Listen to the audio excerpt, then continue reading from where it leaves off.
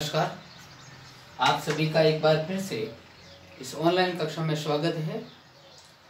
आज हम राजस्थान का एकीकरण पढ़ेंगे। राजस्थान का एकीकरण पढ़ने से पूर्व बात करते हैं भारत की।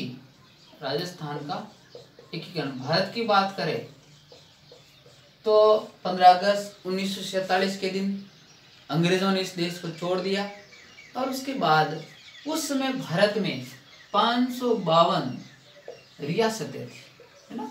552 रियासतें थी, उसमें भी 19 रियासतें वो राजस्थान में थी।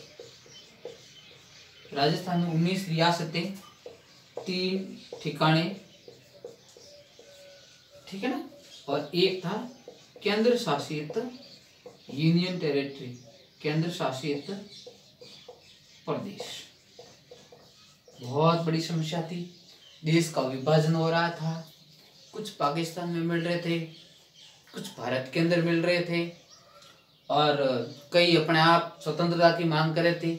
और ये राज्य पुनर्गठन आयोग का गठन किया गया, राज्य पुनर्गठन आयोग। इस आयोग ने यह कहा 10 लाख जिसकी जनसंख्या है, 10 लाख की क्या होनी चाहिए जनसंख्या,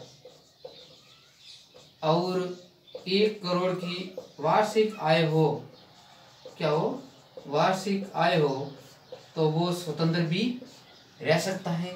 तो इन बड़ी समस्याओं का सामना करने के लिए उसमें भारत में लौह पुरुष के नाम से सरदार वल्लभ भाई पटेल थे। लौह पुरुष, है ना, कौन थे? सरदार वल्लभ भाई पटेल। पटेल साहब थे। पटेल साहब के कंधों पर ये जिम्मेदारी दी गई कि आप किसी न किसी प्रकार से इन रियासतों का भारत में विलय करवाए। तो हम आज राजस्थान का एकीकरण पढ़ेंगे कि राजस्थान का किस प्रकार से एकीकरण हुआ। राजस्थान का एकीकरण करने के लिए सबसे पहले तो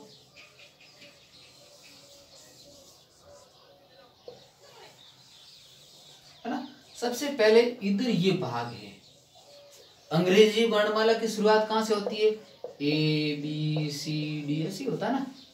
सूर्य कहां से उदय होता है? इधर से होता है राजस्थान में। तो इधर A for Alwar, B for Bharatpur, C for Karauli और डी से धौलपुर।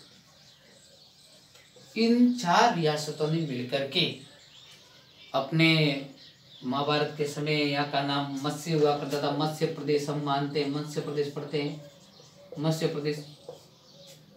इसीलिए इस संघ का नाम दिया मत्स्य संघ। मत्स्य संघ ये कब हुआ? ये हुआ 17 मार्च 1948 को राजस्थान के एकीकरण की शुरुआत हो गई। इसमें उदय है ना, उदय, यही तो उदय है। उदय भान सिंह को बनाया गया राज प्रमुख, ठीक है। शोभाराम ने शोभा बढ़ाई थी सबसे पहले। शोभाराम कुमार यहाँ के बन गए प्रधानमंत्री। और अलवर को बनाया राजधानी। उद्घाटन किसने किया था? उद्घाटन किया था गॉडगिल ने उद्घाटन किया था। तो इस प्रकार ये जो पूर्वी भाग मत्स्य संघ के नाम से राजस्थान के एकीकरण का पहला चरण पूरा हो जाता है। अब हम पढ़ते हैं दूसरा चरण, सेकंड चरण, ठीक है। अब सेकंड चरण के अंतर्गत दूसरा चरण हुआ था 25 मार्च 1948 को। 25 मार्च 1948 को जब यहाँ की जो रियासतें हैं, इसमें कौन कौन सी थी? एक तो सबसे बड़ी कोटा थी, बूंदी थी, झालावाड़ थी, टोंक थी, भीलवाड़ा थी, शाहपुरा, डूंगरपुर, बांसवाड़ा, प्रतापगढ़ और लावा और नीमराना, ये 2 ठिकाने थे।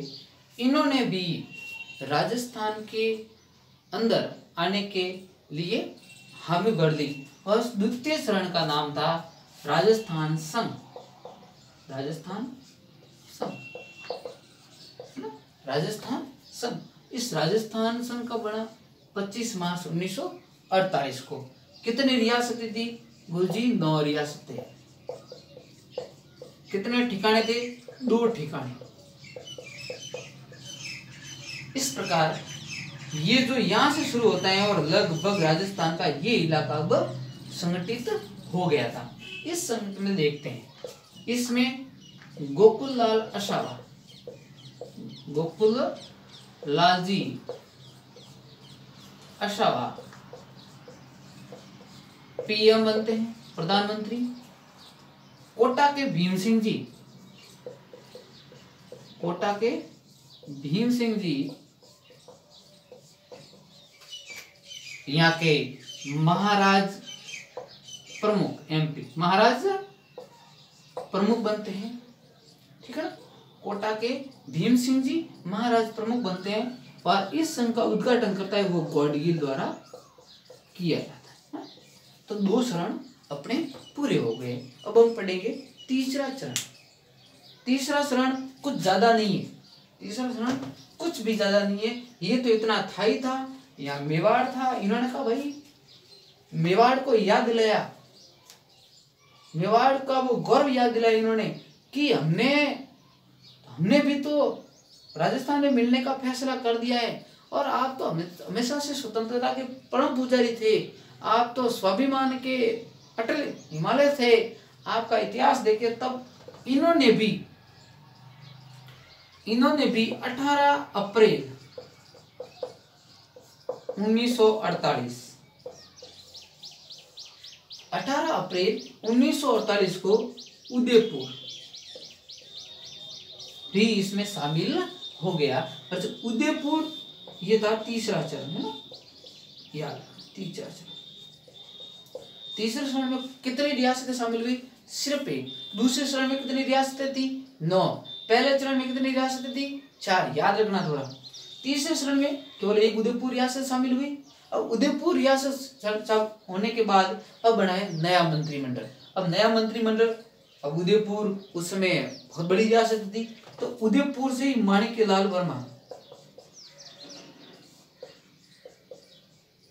वर्मा जी बहुत बड़े क्रांतिकारी थे। वर्मा जी, आपने बिचौलिया किसान आंदोलन और राजस्थान के कितने भी आंदोलन पढ़े, उसमें वर्मा जी का बहुत बड़ा हाथ था। वो भी वर्मा जी अब बनते हैं उदयपुर के यानी मुख्यमंत्री। और तीसरा चरण का नाम था संयुक्त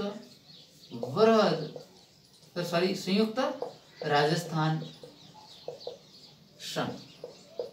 तीसरा चरण कौन सा चरण था? 3rd चरण। कितनी रियासतें शामिल हुई? उदयपुर, केवल 1। कितनी रियासतें शामिल हुई? केवल उदयपुर हुई। कब हुई? 18 अप्रैल 1948 को शुरू हुई। मुख्यमंत्री कौन बने? मैंने बताया मुख्यमंत्री जिसको उसमें पीएम बोला जाता था, कौन बना? वर्मा जी, माणिक्यलाल वर्मा जी। और इसमें राज प्रमुख कौन बने? अब उदयपुर मेवाड़ के उसमें महाराज भूपाल सिंह, महाराजा भूपाल सिंह जी थे, वो महाराज प्रमुख बने। अब उदयपुर को वहां क्या बनाई? राजधानी। ठीक है। वही इसका उद्घाटन किया था, वो था नेहरू जी। कार्यवाहक प्रधानमंत्री, देश के अंतरिम सरकार के प्रधानमंत्री पंडित जवाहरलाल नेहरू ने इनका उद्घाटन किया। इस प्रकार ये हो गया तीसरा चरण। अब हम देखते हैं चौथा चरण, बहुत इंपॉर्टेंट है और चौथा चरण अति महत्वपूर्ण है। चतुर्थ चरण, चौथा चरण, इसमें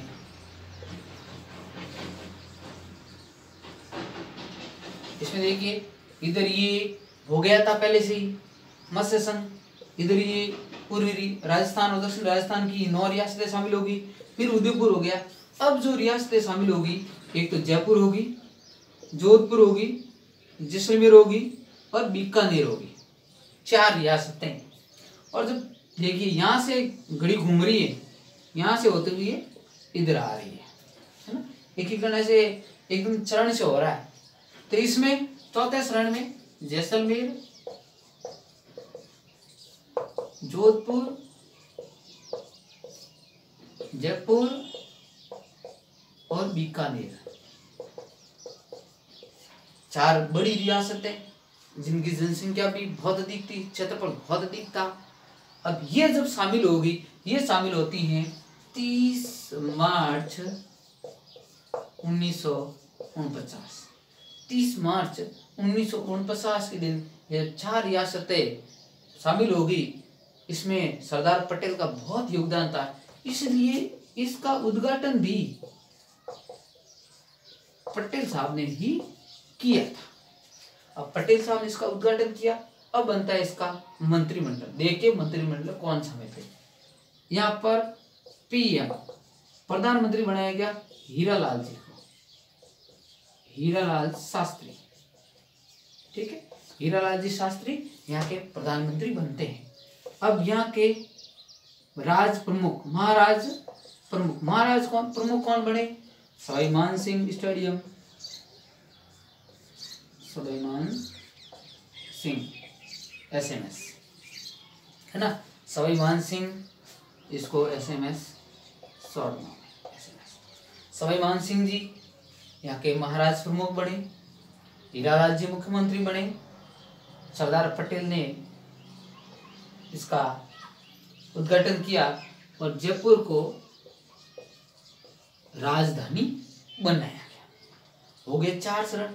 अब इस चरण में देखिए लगभग राजस्थान का 70% भाग था वो राजस्थान में शामिल हो गया। इसी कारण इसी दिन को 30 मार्च को राजस्थान दिवस के रूप में मनाया जाता है, राजस्थान दिवस के रूप में मनाया जाता है। तो हो गया ना, हो गया ये चरण, यानी राजस्थान का एकीकरण तकरीबन पूर्ण हो गया था। अब देखते हैं हम 5वां चरण।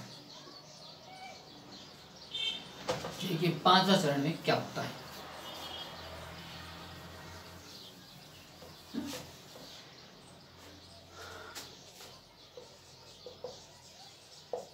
5वां चरण, 5वां चरण में राजस्थान यानी वृहद राजस्थान तो था ही, वृहद राजस्थान तो बना हुआ था,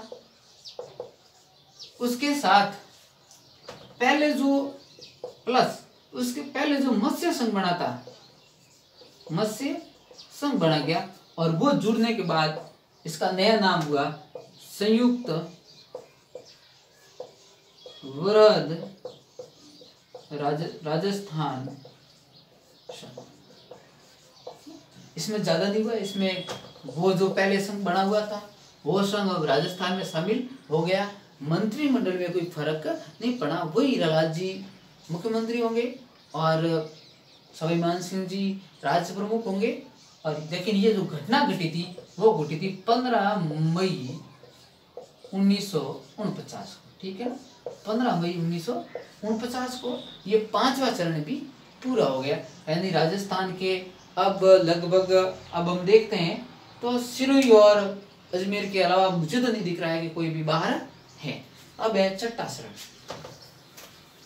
छठा शरण नहीं है, ये एक प्रकार से जब देश के अंदर गणतंत्र दिवस मनाया जाता था, मनाया जा रहा था गणतंत्र दिवस, कौन सा, प्रथम गणतंत्र दिवस कब मनाया, 26 जनवरी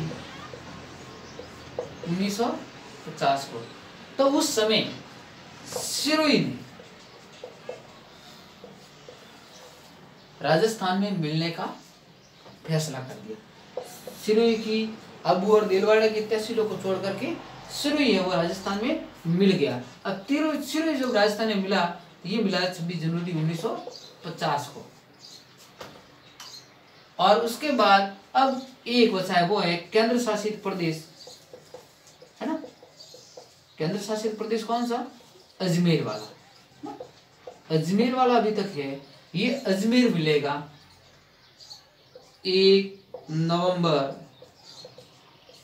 1956 को, जब राज्य का पूरी तरह से एकीकरण हो गया था, है ना। इसको बोलते हैं संपूर्ण एकीकरण। संपूर्ण एकीकरण कब हुआ?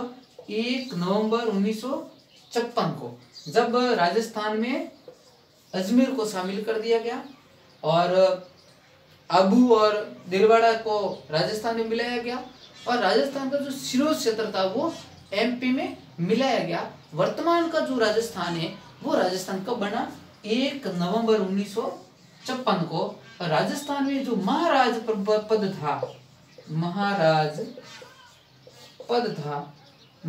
पद को कर दिया समाप्त और उसके स्थान पर क्या दिया? राज्यपाल। उसके स्थान पर क्या पद दिया गया? राज्यपाल। और प्रथम राज्यपाल बने थे गुरुमुख निहाल सिंह।